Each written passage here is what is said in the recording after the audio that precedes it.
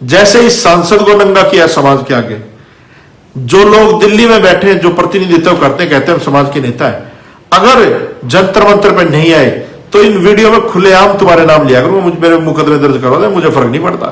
क्योंकि जो लोग चंदा इकट्ठा कर करके अपनी गाड़ियां घुमा रहे हैं और समाज को लूट रहे हैं, उन लोगों की जिम्मेदारी भी बनती है कि समाज के लिए आज जुटे।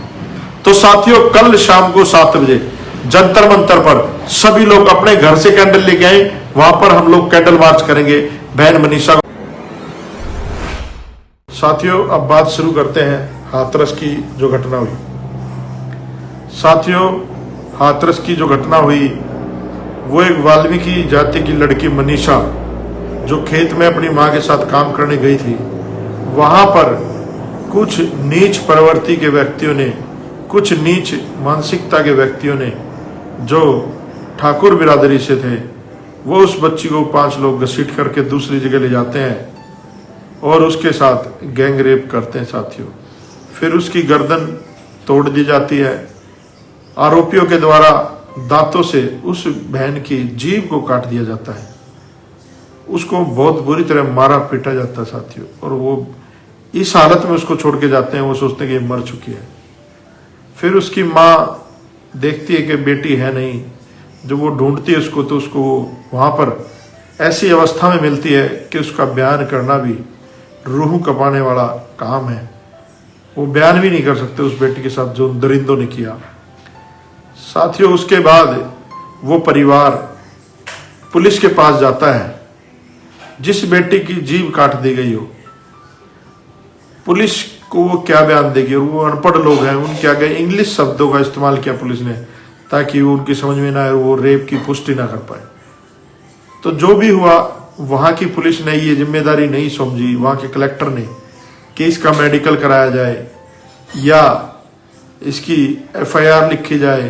किसी भी तरह का साथियों कोई FIR नहीं की गई थी। उसके बाद कुछ सामाजिक संगठन हैं, अलीगढ़ के, हाथरस के, जो पत्रकार साथी हैं हमारे अनुज बोध भाई, उन्होंने इस आवाज को उठाया और उन्होंने उस आवाज को उठाया और उस बच्ची का स्टेटमेंट भी अपने न्यूज चैनल के माध्यम से जन जन तक पहुंचाया। साथियों, उसके बाद हम वहां पर गए, अभी 2 दिन पहले की बात है। जब हम वहां पर गए तो आप यकीन नहीं मानेंगे, 10 से 15 जगह रास्ते में, क्योंकि हम जब लाइव कर देते हैं तो पुलिस प्रशासन को पता चल जाता है कि वो लोग आ रहे हैं। तो जब हम वहां गए तो 15 जगह 20 जगह मेरी गाड़ी को पूरा सर्च किया गया, हम लोगों को सर्च किया गया। और जैसे ही सर्च करके हम 1 किलोमीटर आगे जाते, फिर आगे पकड़ के पुलिस ने हमें सर्च किया। ऐसे हमें रास्ते तक जाते जाते कम से कम 15 से 20 जगह पुलिस ने सर्च किया। साथियों, इनको क्या दिक्कत है अम्बेडकरवादी लोगों से, ये समझना पड़ेगा आपको। जब हम वहां पहुंचे तो जो अम्बेडकर भवन था हाथरस का, वहां पर पुलिस ने दबिश दी। वहां जो साथी बाहर से आए हुए थे उनको वहां खदेड़ने का काम किया पुलिस ने। हम लोग भी वहीं पर, एक बुजुर्ग व्यक्ति हैं पड़ोस में ही, उनका घर था चमारुग में, वो साहब काशीराम के साथ बहुत रहे हैं, तो हम उनके घर पर रुके, कुछ साथी हमारे साथ रुके।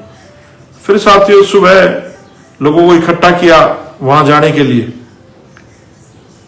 तो जब वहां लोग इकट्ठा होने लगे, हजारों की संख्या में वहां पर लोग इकट्ठा हुए, लेकिन जब हम उस प्रोटेस्ट तक पहुंचे, कलेक्ट्रेट ऑफिस तक पहुंचे, वहां संख्या कम थी लेकिन लोग अच्छे थे, होंगे वहां पर 500-700 लोग पहुंचे होंगे वहां पर। वो लोग कम इसलिए हो गए कि वहां पर जो सांसद है उसकी वीडियो भी आपने देखी होगी, उसने सामाजिक कार्यकर्ताओं के लिए अब शब्द इस्तेमाल किए कि जो लोग समाज की आवाज उठाते हैं वो छुट भैया नेता टाइप कहा उसने। चलो, वो उसकी मानसिकता है, छुट भैया कौन है ये तो पूरा समाज ही देख चुका वहां पर। तो वो जो वहां से सांसद है, मैं उसका नाम नहीं लेना चाहता हूं, कुछ लोग भेड़ की खाल में शेर बनने का प्रयास करते हैं, अपने नाम के आगे बब्बर शेर, दिलेर, पता नहीं क्या क्या लगा लेते हैं, लेकिन अगर उनकी खाल उतार के देखोगे तो वो एक भीगी बिल्ली से भी बदतर उनकी हालत होती है।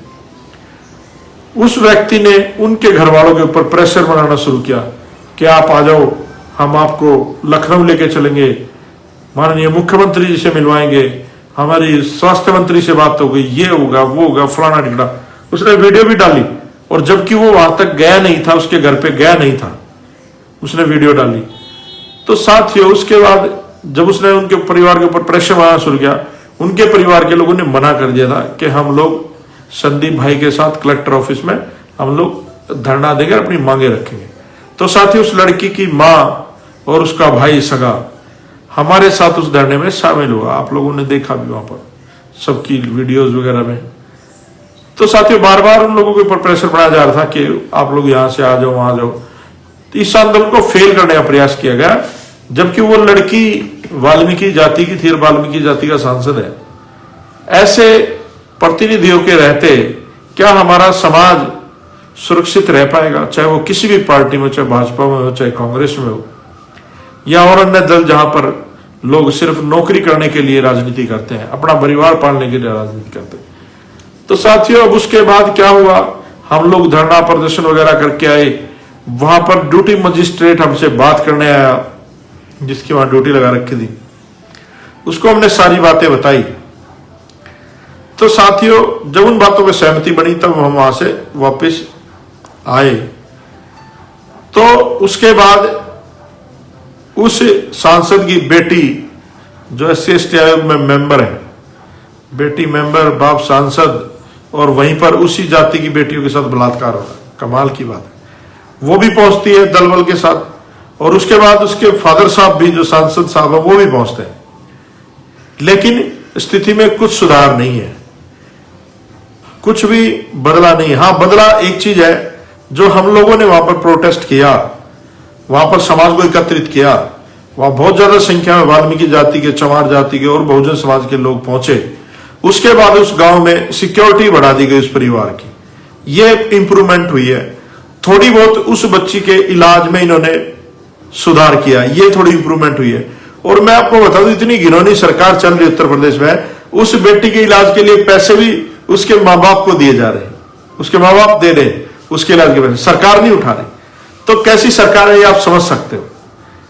तो अब सुनने में आया है, आज लोगों के फोन आए वहां पर कि संदीप भैया, अब यहां पर प्रियंका गांधी भी आने की सोच रही है।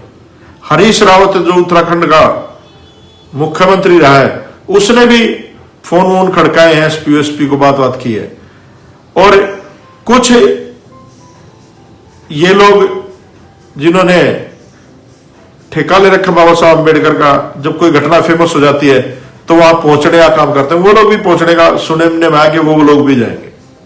अच्छी बात है, सामाजिक लड़ाई है, किसी एक व्यक्ति की लड़ाई नहीं है, सभी लोगों को जाना चाहिए। लेकिन उन लड़ाइयों को अंजाम तक पहुंचाने के लिए एक आम आदमी की तरह संघर्ष में उस परिवार का साथ देना चाहिए।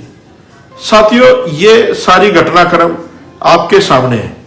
एक मैं और अपील करना चाहता हूं और आपसे निवेदन करना चाहता हूं। बहुत सारे लोगों ने ट्रेंड चला रखा है, कपल ट्रेंड है ना, अब एक लीडर्स ट्रेंड आ गया, इससे पहले मूंछों वाला ट्रेंड था। क्या भाई, फेसबुक पे ये मूंछों वाले फोटो डाल के आपका समाज सुरक्षित हो जाएगा? क्या आप अपने घरवाली के साथ जो फोटो डालते हो कपल चैलेंज में, क्या उससे सामाजिक सुधार में कोई काम आएंगे वो? या जो लीडर्स वाली बात है वो डालते हो, तो क्या समाज में वो लीडर एक्सेप्टेबल है? क्या उसकी सामाजिक कुछ नैतिक जिम्मेदारी है? क्या वो जाते हैं? अरे, अगर हमारा कोई लीडर है तो बाबा साहब अम्बेडकर है। बाबा साहब अम्बेडकर से बड़ा लीडर इस देश में कोई नहीं है। और अगर हमारी कोई दुल्हन है तो ये जो मूवमेंट है, इसकी जो लड़ाई है, ये हमारी दुल्हन है, ये हमारी कपल होनी चाहिए, जो मूवमेंट है बाबा साहब अम्बेडकर की।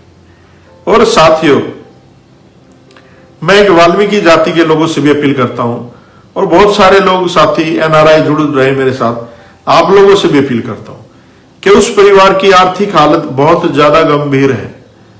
जब हम वहां पर गए तो कुछ साथियों ने कुछ पैसे इकट्ठा करके उस परिवार को दिए। तो ये पहल आप लोगों को करनी चाहिए उस परिवार की, जिसकी औकात 10 रुपए की 10 रुपए उसको चंदा दो, जिसकी औकात 100 रुपए की 100 रुपए उसको चंदा दो उस परिवार को। जिसकी औकात 1,000 रुपए की वो 1,000 रुपए दो उसको, जिसकी ज्यादा की औकात है उसको, उस परिवार को ज्यादा 1,000 रुपए भी चंदा देना चाहिए। और जो दिल्ली में जो वाल्मीकि समाज बैठा है, एक उनसे अपील करना चाहता हूं। दिल्ली में बहुत ज्यादा संख्या में वाल्मीकि है, और गांव में जो लोग हैं वो तो चलो मजबूर हैं, उनको गांव में रहना पड़ता है, बहुत सारी चीजें, ये सारी चीजें होती हैं। लेकिन आप लोगों से एक बात और कहना चाहता हूं कि जो हमारी बहन बेटियां घरों में काम करने जाती हैं, उसका परिणाम मैं बता देता हूं आपको क्या हुआ। अभी करनाल का एक गांव है, उसमें एक लड़के की शादी होती है और वो बिटिया अपनी सास के साथ वहां गोबर कूड़ा करने जाती है ठाकुरों के घरों में। कई दिन पहले वहां जिनके घर में वो काम करने जाती है, उस जाति के लड़कों ने उस जो बेटी को रात को 1-2 बजे करीब उठा करके ले गए, उसको सोते सोते घर में से पता नहीं कैसे उठा के ले गए और उसके साथ सामूहिक बलात्कार किया। यह घटना रोंगटे खड़े कर देने वाली घटना है। ऐसे ही झज्जर डिस्ट्रिक्ट में एक बेटी के साथ गैंग रेप हुआ। तो ये घटनाएं क्यों होती हैं? ये जो भी लोग घरों में काम करने जाते हैं, वहां जो अगर संस्कार नहीं है तो उस जो परिवार के पुरुष समाज है वो हमारी बहन बेटियों में गंदी नजर डालता है। तो मैं अपील करना चाहता हूं, इस देश में जो जो हमारे लोग हैं, कम से कम अपनी बहन बेटियों को, इन जो लोग अपने आप को ऊंची जाति कहते हैं, मैं कहता हूं इन नीची जाति के लोगों के घरों में काम करने ना भेजें, क्योंकि ये लोग, इनके जो संस्कार हैं वो आपको पता ही है जिनको ये पूजते हैं उन्होंने कितने बलात्कारी थे, वो किस किस के साथ किस किसने बलात्कार किया, वो सारे बहुत सारे सामाजिक लोगों ने वीडियो डाली। तो जिनके संस्कार जैसे होते हैं उनके परिवार वैसे ही होते हैं। जो हमारे समाज में जो पुरुष समाज है उसको काम करना चाहिए, उसको खेतों में काम करना चाहिए, उसको जहां भी काम करने जाना उसको जाना चाहिए। हमारे समाज की बहन बेटियों को इतनी मजबूत करो, उनको स्कूलों में भेजो, उनको पढ़ने लिखने के लिए तैयार करो। और मैं एक और कहता हूं, जिस बहन के साथ गलत होता है उसको अपने आप में शर्मिंदा होने की जरूरत नहीं है। गलत वो नहीं है, गलत वो है जिन्होंने आपके साथ गलत किया, लेकिन आपको सीखना चाहिए बहुजनों की शेरनी, इस दंश के खिलाफ खड़ी होने वाली और इज्जत का बदला गर्दनें उड़ा करके लेने वाली, नमन करता हूं ऐसी वीरांगना हमारी पूजनीय योद्धा फूलन देवी। मैं सलाम करता हूं, सलूट करता हूं फूलन देवी को। जब उसके साथ इसी समाज के लोगों ने गलत किया तो लाइन में खड़े होकर के गोली से उड़ाने का काम किया, लाइन में खड़े करके गोली मारने का काम किया। तो आज की जो बहन बेटियां हैं उनको इतना सक्षम और तैयार होना पड़ेगा सेल्फ डिफेंस के लिए। कोई भी दरिंदा अगर आपके साथ गलत करता है, आंख उठाता है तो उसकी आंखें नोचने का काम आप लोग करो। आपकी तरफ हाथ उठाता है तो उसके हाथ को शरीर से अलग करने का काम करो। आज खून का बदला खून होना चाहिए, लेकिन हम लोग इसलिए इस प्रवृत्ति के लोग नहीं क्योंकि हम बाबा साहब अम्बेडकर को मानने वाले लोग, हम इस देश के संविधान में भरोसा करते हैं, इसलिए हम लोग बाबा साहब के कानून के तहत चाहते हैं कि ऐसे दरिंदों को, वैश्य दरिंदों को समाज में फांसी पे लटकाने का काम प्रशासन करे। साथियों, मैंने सारी बातें आप लोगों के सामने रखी। आखिरी में एक अपील करना चाहूंगा मैं आप लोगों से। कल शाम को 7 बजे दिल्ली के जंतर मंतर पे मैं देखता हूं कितने हितैषी हैं जो लोग जय वाल्मीकि, हर हर वाल्मीकि, जय भीम, जय भारत करते घूमते हैं फेसबुकों पे। मैं देखना चाहता हूं वो लोग कितने हितैषी हैं। दिल्ली के लोगों से अपील करता हूं, चलो बाहर के लोग तो दूर से आना पड़ता है, दिल्ली के लोगों से अपील करता हूं कि कल शाम को 7 बजे जंतर मंतर पे सब के सब लोग कैंडल मार्च करेंगे। उस बहन को इंसाफ दिलाने के लिए सारे लोग वहां पहुंचेंगे। अरे एक निर्भया कांड आपने सुना होगा दिल्ली में, उसके नाम के पीछे पांडे लगता था, और जब पांडे की लड़की के साथ ये हुआ तो उसको नाम भी निर्भया दिया गया और उसको अमेरिका तक ले जाने की बात हुई इलाज के लिए, और हमारी बहन को हाथरस से एम्स तक नहीं लाया जा रहा। इस प्रशासन की दोगली मानसिकता ही है। और इस देश के जो दोगले लोग हैं ना, जो 15% लोग हैं जिनको हम लोग मनुवादी और ब्राह्मणवादी कहते हैं, वो 15% लोग आज कोई भी इस लड़ाई में साथ नहीं दे रहा। अगर इसी लड़की के नाम के पीछे शर्मा, तिवारी, चतुर्वेदी, द्विवेदी, पांडे, ठाकुर, बढ़िया, अग्रवाल फगरवाल कुछ लगा होता तो सारा का सारा देश का वहां पर पहुंच जाते हैं लोग, इंडिया गेट पर मोमबत्तियां लेके, जंतर मंतर पे मोमबत्तियां लेके। और हमारे मूल निवासी समाज के लोग जो 85% समाज है वो भी पहुंच जाता मोमबत्तियां लेके। हाँ, हम पहुंचेंगे, किसी भी बेटी के साथ होता है, क्योंकि बेटियां किसी जाति और समाज की नहीं होती। बेटियां देश की हैं, बेटियां भारत की हैं, और बेटियां इस देश के संविधान की बेटियां हैं, वो बाबा साहब अम्बेडकर की बेटियां। तो आज अगर कुछ जो लोग बाबा साहब के संविधान को मानने वाले लोग हैं, मैं उनसे भी अपील करता हूं, मनवादी लोगों से जो दिखाना चाहते हैं भाईचारा, कल शाम को 7 बजे संडे है, देखते हैं कितनी ज्यादा संख्या में लोग पहुंचते हैं। और एक और मैं आप लोगों को आज खुले मैं चैलेंज करता हूं, मुझे राजनीति नहीं करनी। जैसे इस सांसद को नंगा किया समाज के आगे, जो लोग दिल्ली में बैठे जो प्रतिनिधित्व करते कहते हैं समाज के नेता है, अगर जंतर मंतर पर नहीं आए तो इन वीडियो में खुलेआम तुम्हारे नाम लिया करो, मुझे मेरे मुकदमे दर्ज करवा दे, मुझे फर्क नहीं पड़ता। क्योंकि जो लोग चंदा इकट्ठा कर करके अपनी गाड़ियां घुमा रहे हैं और समाज को लूट रहे हैं, उन लोगों की जिम्मेदारी भी बनती है कि समाज के लिए आज जुटे। तो साथियों, कल शाम को 7 बजे जंतर मंतर पर सभी लोग अपने घर से कैंडल लेके आए, वहां पर हम लोग कैंडल मार्च करेंगे बहन मनीषा को न्याय दिलाने के लिए। और जो लोग देश में और जगह रहते हैं उनसे भी अपील करना चाहता हूं कि कल शाम को जो गांव में भी रहते हैं, जो लोग गांव में भी सुनते हैं, जो सोशल एक्टिविस्ट हैं, अपने अपने गांव के चौराहों पे, बस अड्डों पे मोमबत्तियां लेकर के, कैंडल लेकर के बहन के लिए न्याय की लड़ाई लड़नी, न्याय मार्च आपने निकालना है।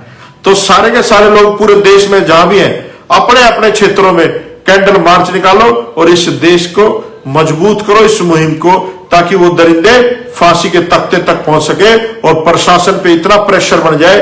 जैसे हम लोग वहां पर गए तो वहां पीएसी लगा दी गई, गांव में पूरी सिक्योरिटी दे दी गई, और जो थोड़ा बहुत सुधार इन्होंने किया वो हुआ है।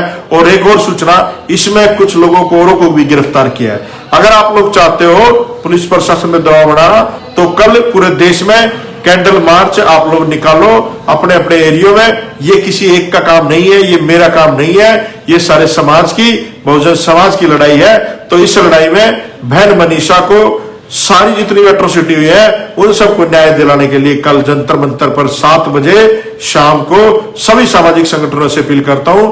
ये लड़ाई, ये मत सोचो कि संदीप वाल्मीकि कह रहा है या कोई और कह रहा है, ये सब की लड़ाई है। ये आग आज पड़ोसी के घर में है, आपके घर तक कब पहुंच जाएगी आपको पता भी नहीं चलेगा। साथियों, आप लोगों से हाथ जोड़ के निवेदन है, दिल्ली के लोगों से खासकर निवेदन है, सभी पार्टी संगठन के लोगों से निवेदन है, जो लोग सामाजिक लोग हैं, कि वो सारे के सारे लोग कल 7 बजे कैंडल लेकर के बहन मनीषा के लिए और जो भी एट्रोसिटीज हो रही है उन सब को न्याय दिलाने के लिए जंतर मंतर पर दिल्ली के लोग पहुंचे।